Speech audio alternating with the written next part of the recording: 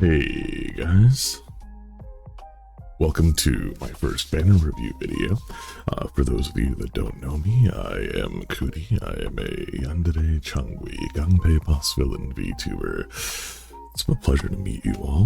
We're gonna go ahead and, since we've been doing so much Genshin lately on stream, I'm gonna go ahead and go over the new banners for this upcoming Tuesday, since they decided to release the banners a few more days earlier than they normally do, where it's normally just a day before. So starting off, I want to go ahead and say that this is probably going to be the biggest value banner that they've had in a long time. The reason why is if we look at our 4 stars.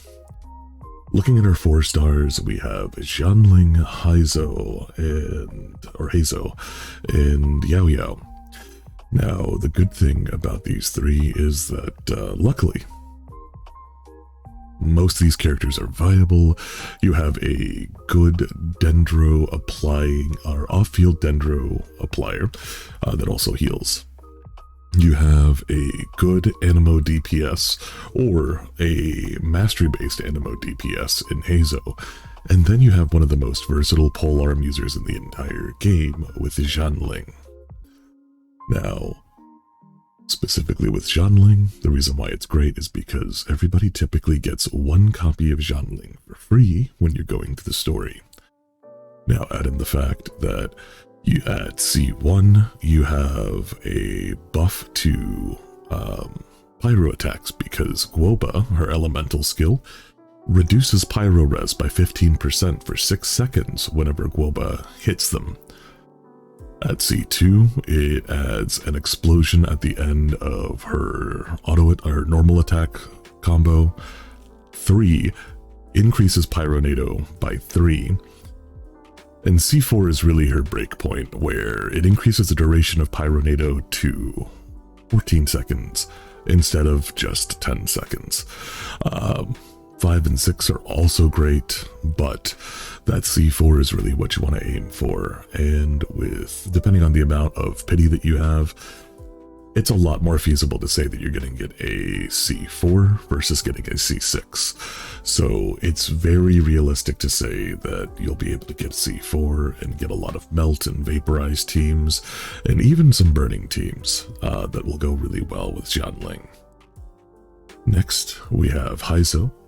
And the great thing about Haizhou is that, in all honesty, he's a lot of fun for very little investment. He uses everything from Witsith, Sac Frags, Mappamare, Solar Pearl, and if you rolled on the previous weapon banner and have Kagra's Verity is one of his best weapons as Animo DPS. You also have options with Skyward Atlas or Lost Prayer if you've lost 50/50s on the standard banner. So he's a really adaptable Catalyst user. His punches feel really good, his animations are really crisp, and the charge attack playstyle, for a lot of people that I've met, have said that it's super enjoyable. He's become my new main on my Taser comp with Xingqiu, Beidou, and Fischl. He does get better with investment. C6 is amazing, but every single constellation just makes the character feel a lot better. Whether it's C1 that increases attack speed by 15% for 5 seconds whenever he hits the field, where he also gets a declension stack, which is one of the 4 little pins that you'll get to buff up his Heartstopper strike. C2 makes it so that his burst Windmuster kick actually has a larger wind tunnel, and that the duration is actually increased to a full second. Next, we have Esoteric Puzzle, which increases Heartstopper strike, which is your main form of burst DPS with Haizhou, by 3.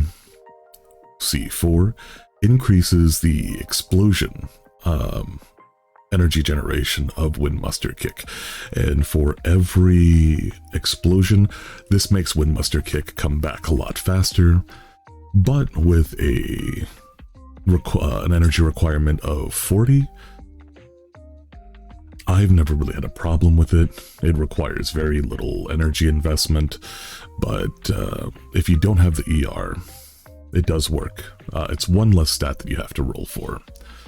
C5 gives you the increase to his burst level, and then finally C6, which is the big breaking point for Hazo, is that it increases the crit rate of Heartstopper Strike, his skill, by 4% for each declension stack, meaning 16% at 4 stacks. And when you have Conviction, which is the full 4 stacks, it actually gives you 32% increased crit damage for free, just for stacking your declension stacks. So he's a great main Anemo DPS. Yao Yao is another low investment. You can run Favlance on Yao Yao, or if you don't have the 4-star option, Black Tassel is also a really great weapon to run out for off-field Dendro Healer and Applier. It's really easy to build with either Deepwood Memories or Tenacity of the Millith. So all 3 4-stars are actually really solid, where in previous banners we've had 1 or 2 that you may not like very much or may not be usable or are very niche. This time we have 3 solid 4-stars that you can use on a lot of different teams. If you didn't get Kirara or if you didn't get Baiju, you have a great option with Yao Yao to have that off-field Dendro Applier and Healer. Now, next comes the question of the 5-stars. You can start off with Alhaitham. Alhaitham's great. The reason why is because he is a spread aggravate monster.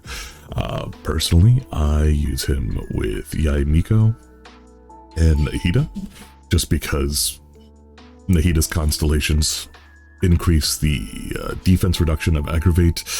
Yaimiko is a really good off-field electro applier, and Alhaitham is honestly just a monster. If you want to run spread aggravate, he's a really great character. He's pretty versatile with the weapons that you can run. You have options with Iron Sting as free to play. If you have the Tokubo Shigure, which was the event item, it's the umbrella. That's a really great option for EM. And then we'll go into it a little bit more later on inside the video. But both Freedom Sworn and Light of Foliar Incision, which is his signature weapon, are great options. Next, we have probably the character that I'm going to roll for first in this banner, and that's Kazuha. The reason why is that Kazuha is, in my opinion, one of those characters that can really change the way that you play Genshin. With his easier swirls, his great crowd control, and just C2 Kazuha's pretty amazing. Freedom Sworn is his signature weapon, which is on the banner, but you can also run him with Fav Sword. Now, the reason why people like C1 Kazuha is because it allows you to... it reduces the cooldown of your skill, but then anytime that you use your burst, it resets the cooldown of your skill, so you can skill, burst, skill, switch, just to keep that vacuum that Kazuha creates, or stay out a lot longer. Next you have Yamarashi Tailwind, which is a C2. His C2 makes it so that whenever you use his burst, it increases Kazuha's elemental mastery for the entire duration of the burst by 200, and it increases the elemental mastery of characters within the field by 200%. So unlike some bursts where it's only your active or your secondary characters, this is a burst that buffs everybody.